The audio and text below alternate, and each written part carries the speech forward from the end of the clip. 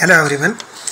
तो गई काले આપણે જે છે મિત્રોએ ચર્ચા કરી હતી કે સીવેજ ટ્રીટમેન્ટ અહીંયા તમારી સાથે એક ચાર્ટ દ્વારા મારે ડિસ્કશન કરવું છે જેના કારણે એ પ્રક્રિયા તમને થોડી વધારે ક્લિયર થાય।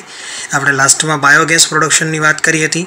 અહીંયા એક ચાર્ટ દ્વારા હું તમને સમજાવવાનો પ્રયત્ન કરીશ કે આખી સીવેજ ટ્રીટમેન્ટની પ્રક્રિયા જે છે કેવી રીતે પૂર્ણ થાય છે। હવે તમે તમારી લેફ્ટ સાઈડ તમે જોતા જશો, અહીંયા ખાસ મારી સાથે તમે સમજતા જશો।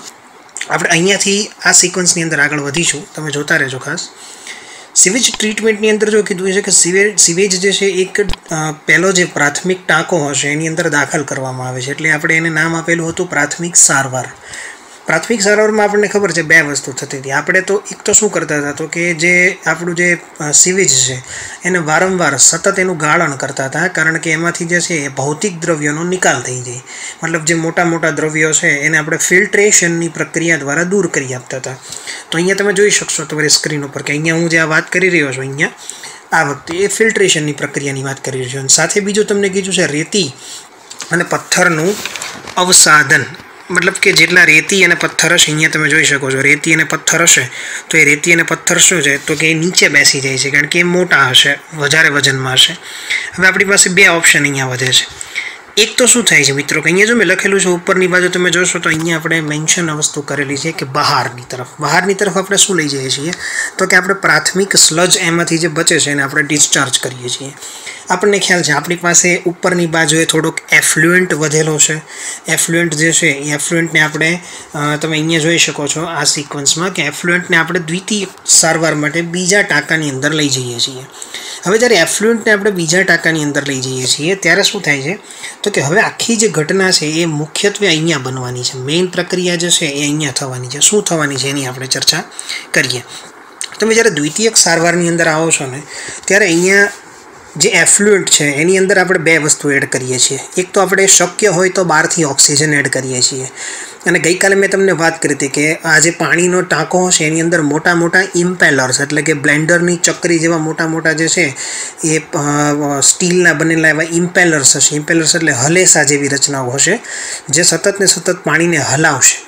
हवे सतत ने सतत ज्यारे पाणीने हलाववामां आवशे तो शुं थशे कि आ पाणीनी अंदर रहेला जे सूक्ष्मजीवो छे एनुं जे छे युनिफॉर्म डिस्ट्रीब्यूशन थई जशे।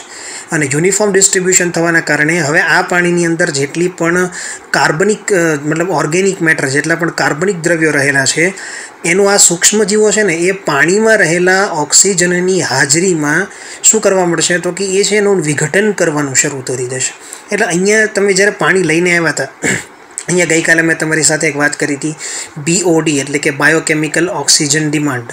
बायोकेमिकल ऑक्सिजन डिमांड शू दर्शावे छे तो कि बायोकेमिकल ऑक्सिजन डिमांड जे छे ने ए दर्शावे छे कि अंदर रहेला सूक्ष्मजीवोने कार्बनिक द्रव्योनुं विघटन करवा माटे केटला ऑक्सिजननी जरूर पड़े छे।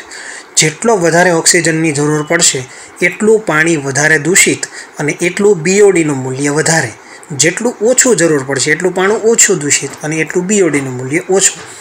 मैं तमने गई काले कीधुं हतुं कि BOD नुं मूल्य ज्यारे वधारे होय तो पाणी दूषित होय अने BOD नुं मूल्य ओछुं होय तो पाणी जे छे ए वधारे प्योर होई शके। अहींया खास तमे जुओ कि पाणी त्यां सुधी अहींया जे छे आ रीते हलनचलन कराववामां आवे छे ज्यां सुधी BOD नुं मूल्य एकदम नीचुं ना जतुं रहे। मित्रों BOD नुं मूल्य चेक करवा माटेनी जे लेबोरेटरी टेक्निक छे एना द्वारा BOD नुं मूल्य अहींया चेक करवामां आवे छे अने ज्यारे एम लागे कि हवे BOD नुं मूल्य प्रॉपर छे त्यारे ज आ BOD ना मूल्य धरावता पाणीने आगळना स्टेप माटे लई जवामां आवे छे। આવી જ એક વાત છે જેને આપણે COD કહીએ છીએ। COD નો મતલબ થાય છે chemical oxygen demand. Chemical oxygen ડિમાન્ડની અંદર અહીંયા જે છે જે કામ સૂક્ષ્મજીવો કરે છે એ કામ સૂક્ષ્મજીવોના બદલે કેમિકલ્સ કરી આપે છે। એટલે કે કાર્બનિક દ્રવ્યોનું વિઘટન જે છે કોણ કરે છે? કેમિકલ કરે છે। તો એમને આપણે નામ આપેલું છે COD એટલે કે કેમિકલ ઓક્સિજન ડિમાન્ડ। હવે તમે જોઈ શકો છો તમારી સ્ક્રીન પર कि हवे आपणे त्यांथी पण जे छे आपणे एफ्लुएंटने रिमूव करीए छीए। मतलब हवे आपणो एफ्लुएंट अहींथी पण आगळ जशे। आ तमे जो एफ्लुएंट हवे जशे स्क्रीन पर तमे ए हवे सेटलिंग टेंकमां जाय छे। हवे सेटलिंग टेंकमां जवाथी शुं थशे तो कि जो सेटलिंग टेंकनी अंदर जे गयेलुं छे ने एने मात्र तमे बे उपयोगमां ज लई शको छो। सेटलिंग टेंकनी नीचे एक बॉक्स छे एमां जुओ तो कां तो तमे एने इरिगेशनना उपयोगमां लई शको छो अथवा तो तमे तेने नदी नाळानी अंदर मुक्त करी शको छो। मित्रों आ एवुं पाणी छे कि जे चोख्खुं तो छे પણ આ પાણી જે છે ને મનુષ્યને પીવા લાયક હોતું નથી. જો મનુષ્યને પીવા લાયક આ પાણીને બનાવવું હોય ને તો તમારી સ્ક્રીન પર મેન્શન કરેલું છે, જુઓ કે જો મનુષ્યને પીવા લાયક બનાવવું હશે ને, આપણે મનુષ્યને પીવા લાયક બનાવવું હશે તો ફરજિયાતપણે આપણે શું કરવું પડશે? ફરજિયાતપણે તમે જુઓ, અહીંયા તમે જોઈ શકો છો કે મનુષ્યને પીવા લાયક જો બનાવવું હશે ને તો ઓઝોનીકરણ કરવું પડશે. મતલબ આપણે એની અંદર ઓઝોન એડ કરવો પડશે. અલ્ટ્રાવાયોલેટ રેડિયેશનથી એમાં રહેલા જે કાંઈ ખરાબી છે એને દૂર કરવી પડશે. એનું ક્લોરિનેશન કરવું પડશે. વગેરે જેવી ટ્રીટમેન્ટ આપ્યા પછી જ મનુષ્ય માટે આ પાણી ઉપયોગી બની શકે. અધરવાઇઝ તમે આ પાણી અહીંયા જે તમે જોઈ રહ્યા છો, અધરવાઇઝ આ પાણીનો ઉપયોગ જે છે એ કરી શકાતો નથી. આ ખાસ સમજો મારી વસ્તુ. વચ્ચે આપણે એક વાત અધૂરી મૂકીને આવી ગયા છીએ કે હવે તમે અહીંયા જોશો તો અહીંયા તમે જુઓ કે આ જે એક્ટિવેટેડ સ્લજની હું તમારી સાથે વાત કરી રહ્યો છું કે એક્ટિવેટેડ સ્લજ જે છે, અહીંયાથી નીકળેલો જે એક્ટિવેટેડ સ્લજ છે એને આપણે એનેરોબિક સ્લજ ડાયજેસ્ટર્સની અંદર લઈ જઈએ છીએ. મતલબ જે આપણે એનેરોબિક સ્લજ ડાયજેસ્ટર કહેવાશે એને, જેમાં કાર્બન ડાયોક્સાઇડ છે, હાઇડ્રોજન સલ્ફાઇડ છે અને મિથેન છે જેવા વાયુઓ છે, જેને આપણે સંયુક્ત રીતે બાયોગેસ નામ આપેલું છે. તો એ આખું આપણે યુઝ જે છે એનો બાયોગેસ પ્લાન્ટની અંદર કરશું. તો આ રીતે જે છે એ પ્રાથમિક, દ્વિતીયક અને આ જે તમે જુઓ છો અહીંયા મનુષ્યવાળી જે સ્ક્રીન પર લખેલી છે અહીંયા એ તૃતીયક ટ્રીટમેન્ટ છે. એટલે પ્રાઇમરી, સેકન્ડરી અને ટર્શરી, એટલે કે પ્રાથમિક, દ્વિતીયક અને તૃતીયક સારવાર દ્વારા આપણે જે છે એ સીવેજમાં આવેલા પાણીને વધારે ચોખ્ખું કરી શકીએ છીએ. તો મિત્રો આ સ્ક્રીન પર ચાર્ટ છે તમારો. ખાસ તમને જો જરૂર લાગતી હોય તો તમારી નોટબુકની અંદર પણ તમે જે છે આ ચાર્ટ અહીંથી બનાવી શકો છો, જેનાથી તમને સમજવામાં વધારે ઇઝી પડશે. ઓકે, નેક્સ્ટ આપણે હવે વાત કરવા જઈ રહ્યા છીએ આપણા નેક્સ્ટ પોઈન્ટની. હવે આપણે વાત કરવી છે જૈવ નિયંત્રક તરીકે સૂક્ષ્મજીવોની, microbes as a bio control agent. હવે માઇક્રોબ્સ બાયો કંટ્રોલ એજન્ટ એટલે શું? પહેલી વસ્તુ તો હું તમને અહીંયા બે વસ્તુ ક્લિયર કરવા માંગીશ કે જૈવ નિયંત્રકોનો ઉપયોગ કેમ કરવો જરૂરી છે. જો મિત્રો આપણે જાણીએ છીએ કે કેમિકલ ફર્ટિલાઇઝર એટલે કે રાસાયણિક ખાતરનો ઉપયોગ કરવાથી આપણને કેટલા પ્રોબ્લેમ આવી શકે. તો કે રાસાયણિક ખાતરનો ઉપયોગ કરવાથી જે છે એ ખેડૂતને પોતાને નુકસાન છે, કારણ કે એ સતત રસાયણના સંપર્કમાં આવે છે. જમીનને નુકસાન થાય છે, કારણ કે રાસાયણિક બંધારણ જમીનનું જે છે એ ફરી જાય છે. પ્લસ કેમિકલ રસાયણનો છે ને એ મોટામાં મોટો પ્રોબ્લેમ એ હોય છે કે એ જેને ટાર્ગેટ કરવામાં આવેલા છે ને, જે સૂક્ષ્મજીવોને અથવા તો જે સજીવોને મારવા માટે આપણે લોકો કેમિકલ ફર્ટિલાઇઝર્સનો કે દવાઓનો ઉપયોગ કરીએ. કેમિકલ ફર્ટિલાઇઝર આપણે પાકના ગ્રોથ માટે ઉપયોગ કરીએ છીએ, અથવા તો તમે જે છે દવાઓ કરો છો રાસાયણિક ઉપયોગ, તો એ શેના માટે આપણે કરીએ છીએ? તો કે ભાઈ પેસ્ટ અને વગેરેને મારવા માટે ઉપયોગ કરીએ છીએ. હવે થાય છે એવું કે એના ઘણા બધા નુકસાન પણ છે કે જમીનને નુકસાન થાય. ફર્ટિલાઇઝર હોય કેમિકલ, એ જ્યારે ક્યારેક પાણી સાથે વહીને નજીકના નાળામાં ભળે તો ત્યાં જે છે એ યુટ્રોફિકેશન એટલે સુપોષકતાકરણનો પ્રોબ્લેમ થાય. મતલબ એના બહુ બધા ગેરફાયદાઓ છે. તો આપણે એના ઓપ્શન સ્વરૂપે એક પોઈન્ટ વિચારેલો છે કે જો આના ઓપ્શન સ્વરૂપે આપણે કંઈક કરી શકીએ તો શું કરી શકીએ? તો એ છે જૈવ નિયંત્રકો, જે આપણે કહીએ છીએ. જૈવ નિયંત્રકો શું કરે છે? તો કે આજુબાજુના પર્યાવરણને કે અન્ય કોઈ પણ જીવોને નુકસાન કર્યા વગર જે છે એ બાયો કંટ્રોલ એજન્ટ્સ તરીકે કામ કરે છે. તો આપણે સમજીએ. સ્ક્રીન પર તમે જોઈ શકો છો લખેલું છે કે જૈવ નિયંત્રકો એટલે કે જૈવિક પદ્ધતિઓના ઉપયોગ દ્વારા વનસ્પતિ રોગો અને ઉપદ્રવી જંતુઓનું નિયંત્રણ કરવાનું છે. આધુનિક યુગમાં તમે કીટનાશકો, ઇન્સેક્ટિસાઇડ અને જંતુનાશકોના વધતા ઉપયોગ દ્વારા તેનું નિયંત્રણ થઈ રહ્યું છે. અને આ રસાયણો કેવા છે? વિષારી છે. જેમ આપણે ડિસ્કશન કર્યું કે આ ઝેરી તત્વો છે જે નુકસાન કરશે અને મનુષ્ય તેમજ પ્રાણીઓ માટે ખૂબ જ હાનિકારક છે. ઉપરાંત આપણા પર્યાવરણ એટલે કે જેમાં તમે જમીન, મેં કીધું ને કે જમીન અને સાથે જમીન જળ, ભૂમિય જળ જે છે, ભૂમિય જળ એટલે જમીનમાં રહેલું પાણી, આ વગેરે ફળો, શાકભાજી અને પાકો જે છે વગેરેને પ્રદૂષિત કરી શકે છે. નીંદણના નાશ માટે વપરાતા નીંદણનાશક દ્વારા પણ આપણી ભૂમિ પ્રદૂષિત થઈ રહી છે. વેડીસાઇડ ખાસ કરીને તમને ખબર હશે, 2,4-D અને એ બધા જે છે એ વેડીસાઇડ એક પ્રકારના છે. નીંદણનાશક સિવાય પણ ઘણા બીજા સાઇડ ઇફેક્ટ છે. એ નીંદણનો તો નાશ કરી દે છે, પણ એ સિવાય એ ઘણી બધી અસરો કરે છે. અને આવું ન થાય એ માટે બહુ ખાસ જરૂરી છે. તો શું થઈ શકે આપણે? તો આપણે છે ને મિત્રો એક વસ્તુ કરી શકીએ, આપણે પેસ્ટ કંટ્રોલ કરી શકીએ. અહીંયા જો bio control or the paste જે છે આપણે વાત કરી શકીએ, એનું પેસ્ટનું કંટ્રોલ કરી શકીએ. ઉપદ્રવી જંતુઓ અહીંયા ખાસ આપણને આપેલું છે કે ઉપદ્રવી જંતુઓ અને રોગોનું જૈવિક નિયંત્રણ જે છે આખી પ્રક્રિયા એ કૃષિ ક્ષેત્રે પેસ્ટ કંટ્રોલની આ પદ્ધતિ રસાયણોના ઉપયોગની સાપેક્ષે પ્રાકૃતિક ભક્ષકો પર વધારે નિર્ભર છે. કાર્બનિક ખેતી કરનાર અનુસાર જૈવ વિવિધતા જ સ્વાસ્થ્યની ચાવી છે અને દ્રશ્ય ભૂમિ પર જેટલી વિવિધતા વધુ તેટલું તેનું સ્થાયી પણ વધારે. આ શું સમજાવવાનું આપણને અહીંયા તમે જોશો તો તમને સમજાવવાનો પ્રયત્ન શું કરવામાં આવેલો છે. અહીંયા તમને સમજાવવાનો એ પ્રયત્ન કરવામાં આવેલો છે કે આપણે રાસાયણિક જે તત્વો યુઝ કરીએ છીએ એની કમ્પેરિઝનમાં જો આપણે બાયો કંટ્રોલ એજન્ટ્સનો યુઝ કરશું તો એનો આપણને બેનિફિટ વધારે રહેશે. તો હવે આપણે એ જ ડિસ્કશન આગળ કરવાની છે. સ્ક્રીન પર જોઈએ આપણે શું કહીએ છીએ. આખી દુનિયા જ્યારે ઓનલાઈન થઈ રહી છે, નવી ટેકનોલોજી નવી લાઈફસ્ટાઈલ સાથે સંલગ્ન થઈ રહી છે અને વર્ક ફ્રોમ હોમ જ્યારે નોર્મલ બની રહ્યું છે, ત્યારે સ્ટડી ફ્રોમ હોમ શું એક સારો આઈડિયા નથી? લર્ન લિબર્ટીની નવી એપ. ગુજરાતની સૌથી પ્રતિષ્ઠિત વિશ્વસનીય કોચ અને માર્ગદર્શક લિબર્ટી કરિયર એકેડમી દ્વારા પ્રસ્તુત છે લર્ન એપ. અને આ એપ ખાસ કરીને ધોરણ 9 થી 12 ગુજરાતી અને ઇંગ્લિશ મીડિયમ તથા નીટ, જેઈઈ મેઇન અને ગુજસેટ જેવી સ્પર્ધાત્મક પરીક્ષાઓ માટે બનાવવામાં આવી છે. તો હવે લિબર્ટીની નવી લર્ન એપ ડાઉનલોડ કરીને આપ ક્યાંય પણ અને આપના અનુકૂળ સમયે અભ્યાસ કરી શકો છો. જો અહીંયા બે એક્ઝામ્પલ આપ્યા છે. ખૂબ જ જાણીતા આપણે જે લેડી બર્ડ અથવા તો ડ્રેગન ફ્લાય છે કે જેના શરીર પર લાલ અને કાળા રંગના નિશાન હોય છે તેવા વ્યંગ કીટકો એટલે કે જેને બેટલ્સ કહેવાય નો ઉપયોગ જે છે ક્રમશઃ એફિડ્સ અને મચ્છરો જે હોય એનાથી છુટકારો મેળવવા માટે થાય છે. મતલબ લેડી બર્ડ અથવા ડ્રેગન ફ્લાય જે છે એનો આ મચ્છરોને એનો નાશ કરે છે અને એના નાશ કરવાથી જે છે એ ટૂંકમાં આપણે એનાથી છુટકારો મેળવી શકીએ છીએ. આપણને વધારે કોઈ અધરવાઇઝ તમે માની લો કે મચ્છરને મારવા માટે આપણે કોઈ પણ કેમિકલનો ઉપયોગ કરીએ છીએ તો એ કેમિકલ મચ્છરની સાથે સાથે આજુબાજુમાં રહેલા અન્ય જે પર્યાવરણ છે એને નુકસાન કરશે, અન્ય સજીવોને નુકસાન કરશે. એ કરતાં બેટર છે કે આપણે અહીંયા જે છે લેડી બર્ડ્સ અથવા તો ડ્રેગન ફ્લાયનો ઉપયોગ કરીએ તો એનાથી આપણે ઇઝીલી જે છે એ શું કરી શકીએ છીએ, નિજાત મેળવી શકીએ છીએ.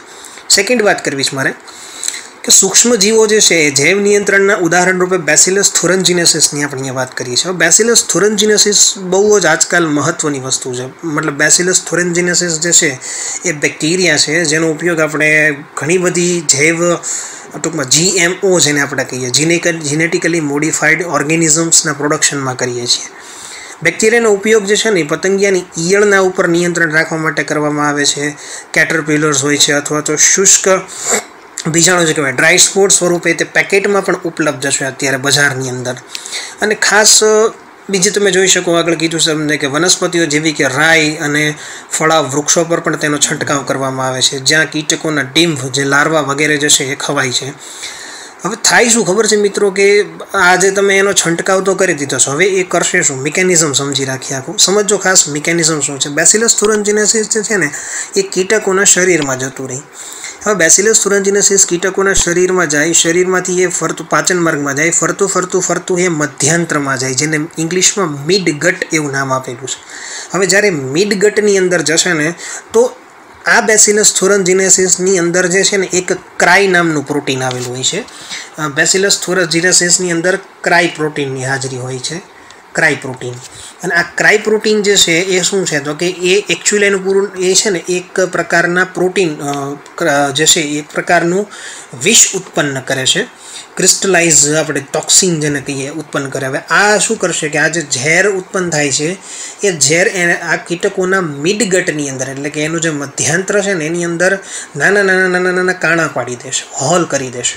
અને આ જે હોલ પડે છે એના કારણે એ કીટક જે છે ને એનું મૃત્યુ થશે. એટલે અહીંયા તમે સ્ક્રીન પર જોઈ શકો છો તો આપણે એ પણ લખેલું છે કે સ્ક્રીન પર કે અહીંયા જીવાણુમય રોગ જે છે કેટરપિલર એ ઈયળને મારી નાખે છે પરંતુ અન્ય કીટકોને નુકસાન પહોંચાડતું નથી. તો આ બહુ મહત્ત્વની બાબત છે અને એટલા માટે જ આપણને અહીંયા એ વસ્તુ સમજાવી છે કે બીટી કપાસ જે છે ને એક આવું ઉદાહરણ છે જે આપણા દેશમાં કેટલાય રાજ્યોની અંદર ઉછેરવામાં આવે છે. મિત્રો અહીંયા ખાસ બેસિલસ થુરન્જીનેસિસ એ ખૂબ જ મહત્ત્વની વસ્તુ છે. એને રિલેટેડ ઘણા બધા પ્રશ્નો ભૂતકાળની એક્ઝામ્સમાં પૂછાઈ ગયેલા છે અને આપણે આગળ પણ જે છે એ ખાસ આ ચેપ્ટરમાં બાયોટેકનોલોજીનો જ્યારે આપણે અભ્યાસ કરશું ત્યારે ડિટેલમાં આપણે બેસિલસ થુરન્જીનેસિસ અને એના દ્વારા થતી અસરોનો અભ્યાસ આપણે કરશું. નેક્સ્ટ વાત કરીએ આપણે સ્ક્રીન પર આપણે તમે જોઈ શકો છો અહીંયા કે જૈવ નિયંત્રણ હેઠળ ટ્રાઇકોડર્મા ફૂગનો ઉપયોગ જે છે એ રોગિષ્ઠ પાકની સારવારમાં કરવામાં આવે છે. ટ્રાઇકોડર્મા જે છે એ એક મુક્ત જીવી ફૂગ છે. આ ટ્રાઇકોડર્મા એ જ છે જે મનુષ્યની અંદર સ્કિનના ડિસીઝ કરવા માટે રિસ્પોન્સિબલ છે. તમે જુઓ એનો ડ્યુઅલ રોલ અહીંયા સાબિત થાય છે. એ ટ્રાઇકોડર્મા પોલિસ્પોરમ નામની જે ફૂગ છે તો એ ઘણી વખત આપણે ડિસીઝ માટે રિસ્પોન્સિબલ છે. તો અહીંયા એ જ પાછી જૈવ નિયંત્રક તરીકે પણ ઉપયોગી થાય છે, જે સામાન્ય રીતે આપણને જે છે મૂળના નિવસન તંત્રમાં જોવા મળે છે અને ઘણા વનસ્પતિ રોગકારકો જે છે ને એના માટે જૈવ નિયંત્રકનું કાર્ય કરે છે. મતલબ ફૂગ જે છે એ ઘણા બધા વનસ્પતિને નુકસાન કરતા જે સજીવો હોય એને ટૂંકમાં દૂર કરવામાં મહત્ત્વની છે. તો અહીંયા ટ્રાઇકોડર્માનો રોલ છે મિત્રો, ખાસ યાદ રાખજો શું કહેવા માગીશું ટ્રાઇકોડર્માને. ઓકે, નેક્સ્ટ આપણી પાસે વાત જે છે ને એ છે બેક્યુલો વાયરસની વાત કરીએ. હવે બેક્યુલો વાયરસ શું છે તો કે બેક્યુલો વાયરસ જે છે ને એ ખાસ કરીને એનો ઉલ્લેખ આપણે એટલા માટે અહીંયા કરેલો છે કે કીટક અને સંધિપાદીઓ જે હોય ને એની અંદર રોગ સર્જન માટે મહત્ત્વનો છે. એ એક એવા પ્રકારનો જૈવ નિયંત્રક છે કે જેનો સમાવેશ ન્યુક્લિયો પોલીહેડ્રોવાયરસમાં થાય છે. અને આ વિષાણુઓ જે છે ને એની જાતિ સવિશેષ લઘુ વર્ણપટીય કીટકીય પ્રયોજન એટલે નેરો સ્પેક્ટ્રમ જે છે એપ્લિકેશન ધરાવે છે. નેરો સ્પેક્ટ્રમ એટલે શું, મારી વસ્તુ ખાસ સમજી લેજો. જ્યારે કોઈ એક ચોક્કસ પ્રકારના સભ્યને જ અસર કરવામાં આવતી હોય ને ત્યારે એ વર્ડ આપણે જે છે એ નેરો સ્પેક્ટ્રમ એપ્લિકેશન એવો યુઝ કરીએ છીએ. એટલા માટે એને શ્રેષ્ઠ માનવામાં આવે છે. એવું પણ જોવા મળેલું છે આપણને છે કે વનસ્પતિ, સસ્તન, પક્ષી, માછલી કે લક્ષ્યહીન કીટકો હોય આ બધાને કોઈ પણ પ્રકારની અસર જે છે એ કરતા નથી. ખાસ કરીને એનો ઉપયોગ એટલા માટે જ આપણે જે છે આઈપીએમ જો અહીંયા તમને કીધું છે કે આઈપીએમની અંદર પણ આ બધા સૂક્ષ્મજીવો આ બધા જે આપણે બાયો કંટ્રોલ એજન્ટ છે એનો ઉપયોગ કરવામાં આવે છે. અને પ્રોગ્રામનું નામ છે integrated pest management IPM.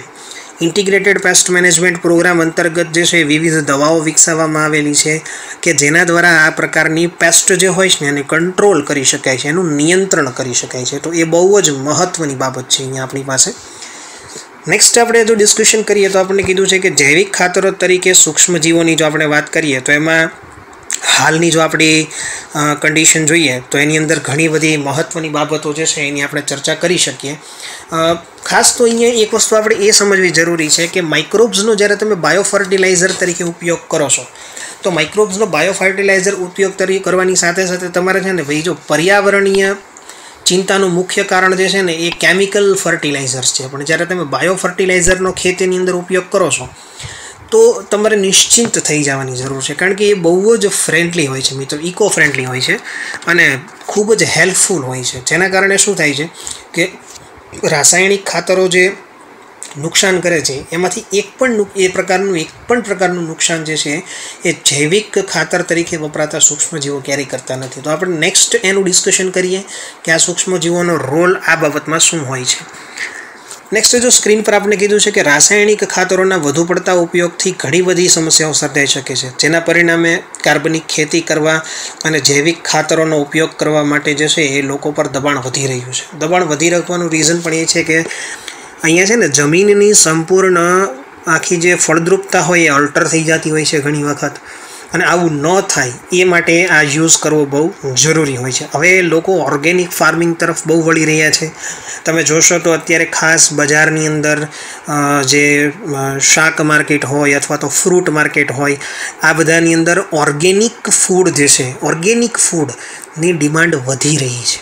Organic ફૂડની demand વધી રહી છે ને એની પાછળનું મિત્રો એક જ કારણ છે, સૌથી મહત્ત્વનું કારણ એ છે કે ઓર્ગેનિક ફૂડનું પ્રોડક્શન જે છે ને એ કોઈ પણ પ્રકારના રાસાયણિક જે કેમિકલ ફર્ટિલાઇઝર છે એના ઉપયોગ વગર કરવામાં આવે છે. મતલબ આપણી હેલ્થ માટે બહુ સારું કહી શકાય, માટે એની ડિમાન્ડ જે છે અત્યારે વધી રહી છે.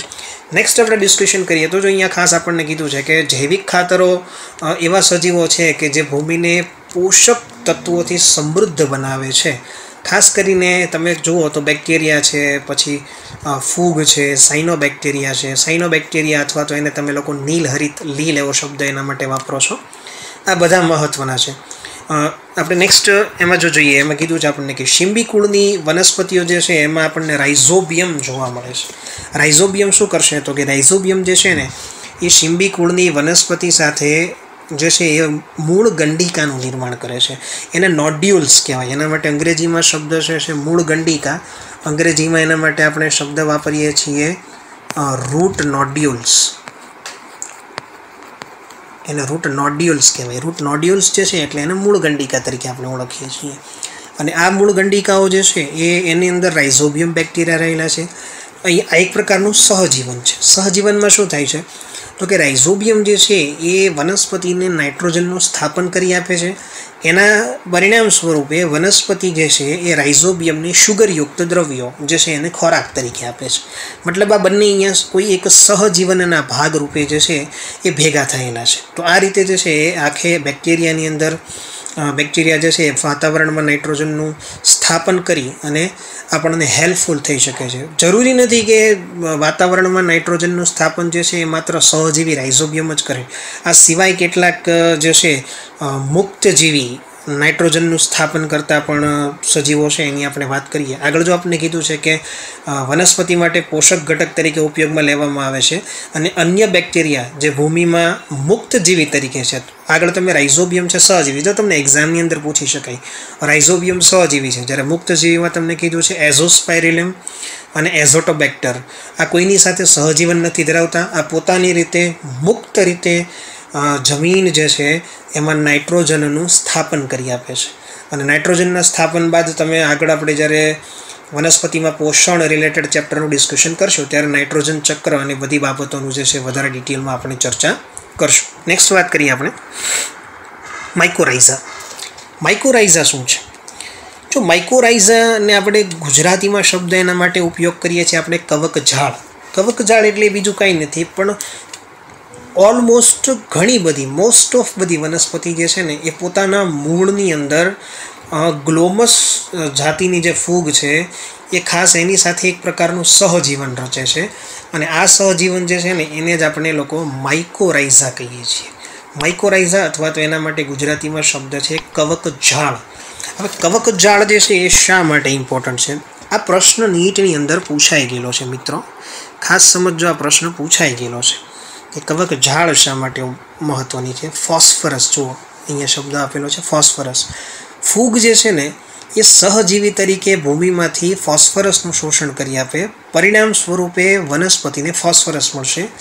જ્યારે એની સામે બીજી વસ્તુ શું કીધી છે આપણને કે આવું સંકલન ધરાવતી વનસ્પતિઓને અન્ય લાભ પણ મળે છે. જેમ કે તો કે ભાઈ મૂળમાં રોગ પ્રેરતા જો કોઈ સૂક્ષ્મજીવો છે તો એનો નાશ કરશે, ક્ષાર અને શુષ્કતા સામે રક્ષણ આપશે, ટકી રહેવાની ક્ષમતા ધરાવે છે. આમ વનસ્પતિના સર્વાંગી વૃદ્ધિ વિકાસને પ્રેરવા માટે જવાબદાર હોય. માટે વનસ્પતિ જે છે ને એ આ પ્રકારની ફૂગ જોડે સહજીવન દર્શાવે છે. એકચ્યુઅલી અહીંયા એના માટે બે વર્ડ યુઝ કરવામાં આવેલા છે, ખાસ સમજો. માઇકોરાઇઝા છે તેને એના બે પ્રકારો હોય છે. માઇકોરાઇઝાના બે પ્રકારો છે. એક તો જે છે એને આપણે કહીએ છીએ એન્ડોમાઇકોરાઇઝા અને બીજી જે છે એને આપણે કહીએ છીએ એક્ટોમાઇકોરાઇઝા. એન્ડો એટલે કે અંતસ્થ, એન્ડો એટલે કે અંતસ્થ અને એક્ટો એટલે કે જેને આપણે કહીએ બાહ્યક અથવા તો બાહ્ય. એન્ડોમાઇકોરાઇઝા અને એક્ટોમાઇકોરાઇઝા. માઇકોરાઇઝાના બે પ્રકાર છે. સહજીવન રિલેટેડ જો પ્રશ્નો મિત્રો તમને પૂછવામાં આવે તો ખાસ વસ્તુ યાદ રાખજો કે માઇકોરાઇઝા એ ફૂગ અને વનસ્પતિના મૂળ વચ્ચેનું સહજીવન છે. અહીંયા ગ્લોમસ પ્રજાતિ જે છે એ યાદ રાખજો. ફૂગ માઇકોરાઇઝાની વાત કરેલી છે આપણને. ફોસ્ફરસનું શોષણ કરી આપે છે. આ ત્રીજો ઇમ્પોર્ટન્ટ પોઈન્ટ છે. ચોથી વસ્તુ જો વાત કરવી હોય તો વનસ્પતિને રોગ પ્રતિકારકતા, ક્ષાર, શુષ્કતા સામે ટકી રહેવાની ક્ષમતા અને અન્ય રોગકારકો સામે રક્ષણ આપે છે. આમ વનસ્પતિના સર્વાંગી વૃદ્ધિ વિકાસને પ્રેરવાનું કાર્ય જે છે એ માઇકોરાઇઝા કરી આપે છે. તો માઇકોરાઇઝા વિશે અહીંયા એટલું તમને ક્લિયર હશે. માઇકોરાઇઝાના બે પ્રકાર યાદ રાખજો મિત્રો. એક તો બીજું કીધું છે આપણને એન્ડોમાઇકોરાઇઝા, અંતસ્થ માઇકોરાઇઝા. બીજું કીધું છે આપણને એક્ટોમાઇકોરાઇઝા એટલે કે જેને આપણે બાહ્ય માઇકોરાઇઝા કહીએ છીએ. તો બંને વસ્તુ તમને હવે ક્લિયર હશે. નેક્સ્ટ આપણે વાત કરવી છે સાયનોબેક્ટેરિયા. સાયનોબેક્ટેરિયા જે છે એના માટે આપણે એક શબ્દ બીજો પણ વાપરીએ છીએ, નીલહરિત લીલ. નીલહરિત લીલની વાત કરીએ.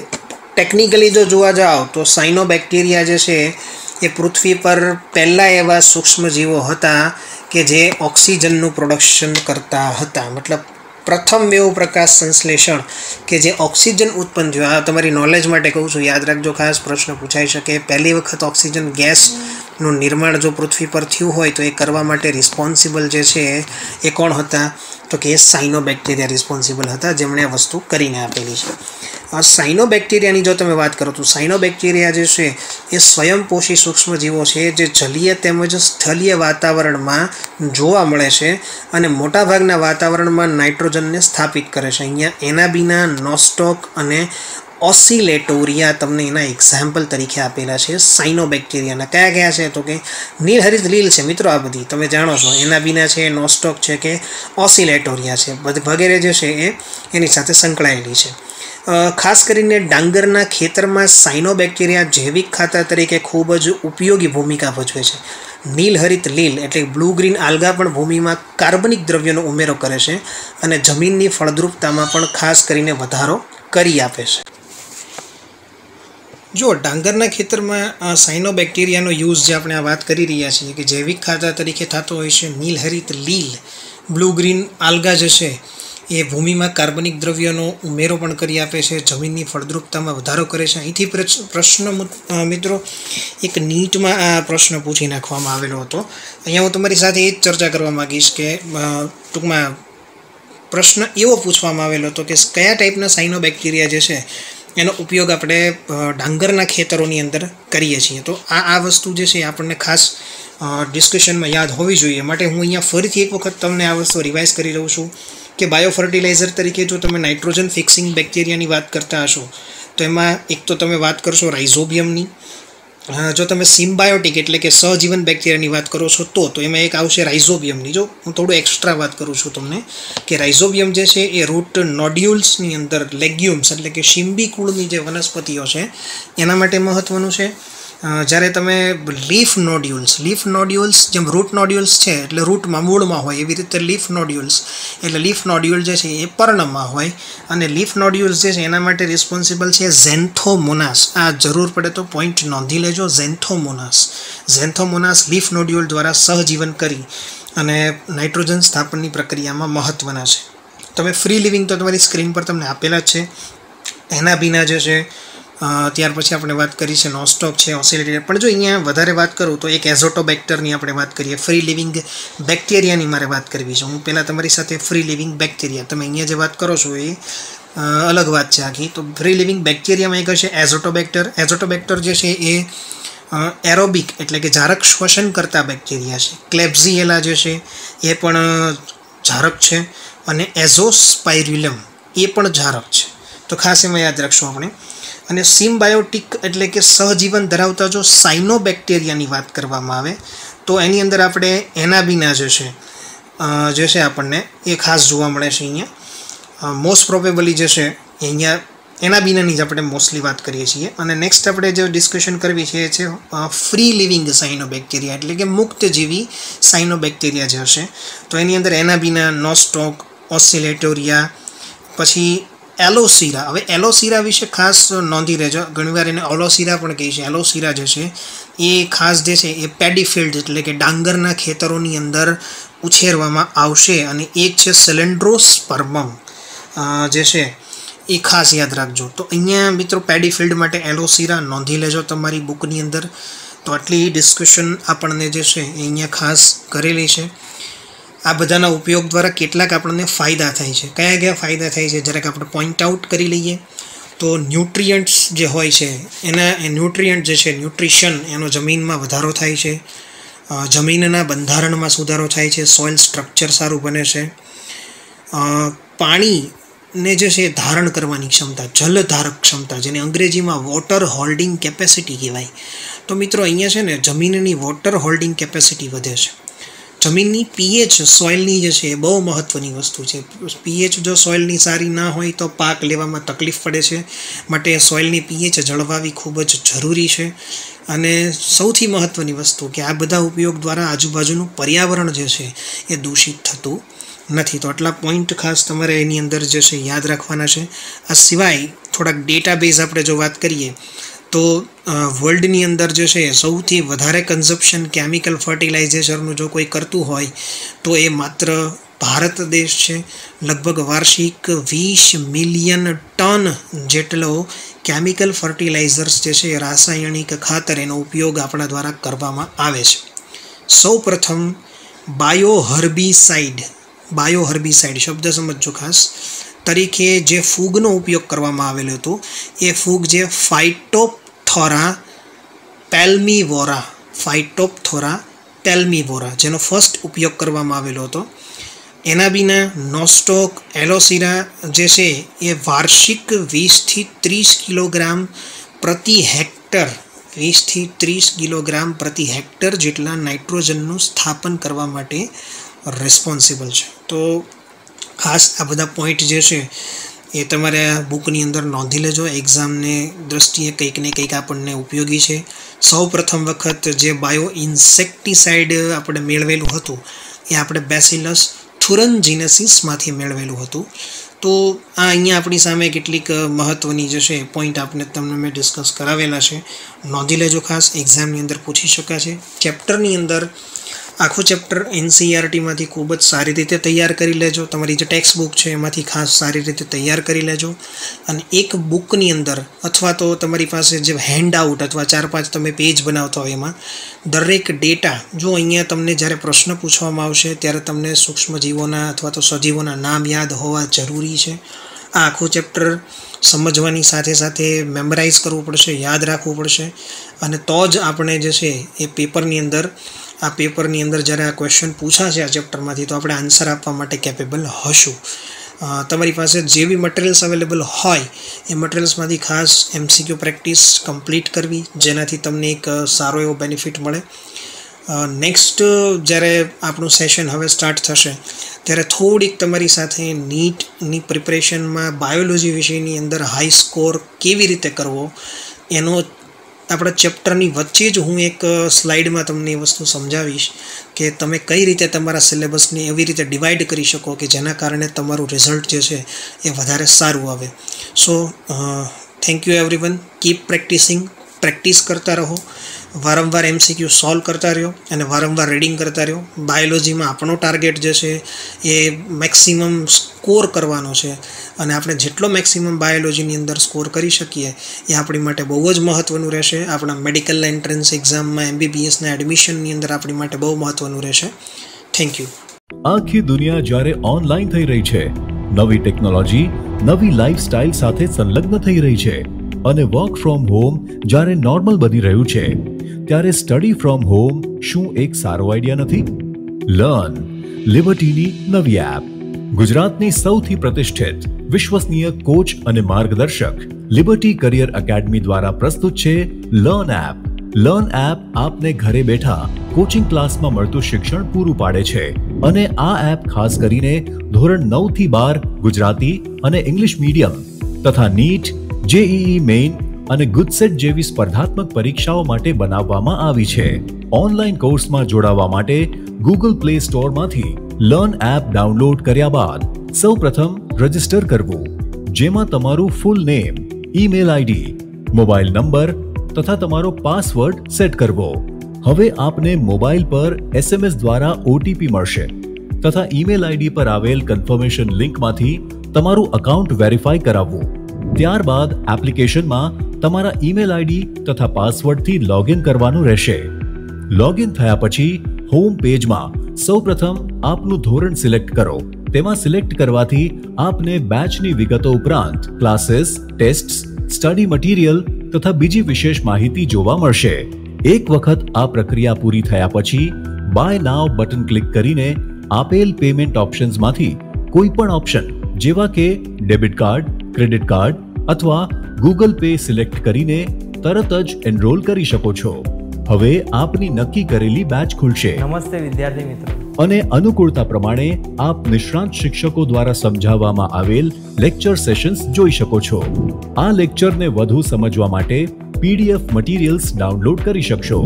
એક વખત વિષય સમજી લીધા પછી ચેપ્ટર વાઇઝ ક્વિઝ આપીને પોતાની વિષય સમજ ચકાસી શકો છો. અને જો ક્યાંક આપને કોઈ સમસ્યાનો ઉકેલ ના મળે તો ચિંતા ના કરશો. અમારા ઇન્ટરેક્ટિવ લાઈવ ડાઉટ સોલ્વિંગ સેશન્સમાં લાઈવ ચેટ બોક્સ દ્વારા તમારી મૂંઝવણ તરત દૂર કરી શકો છો. તો હવે લિબર્ટીની નવી લર્ન એપ ડાઉનલોડ કરીને આપ ક્યાંય પણ અને આપના અનુકૂળ સમયે અભ્યાસ કરી શકો છો।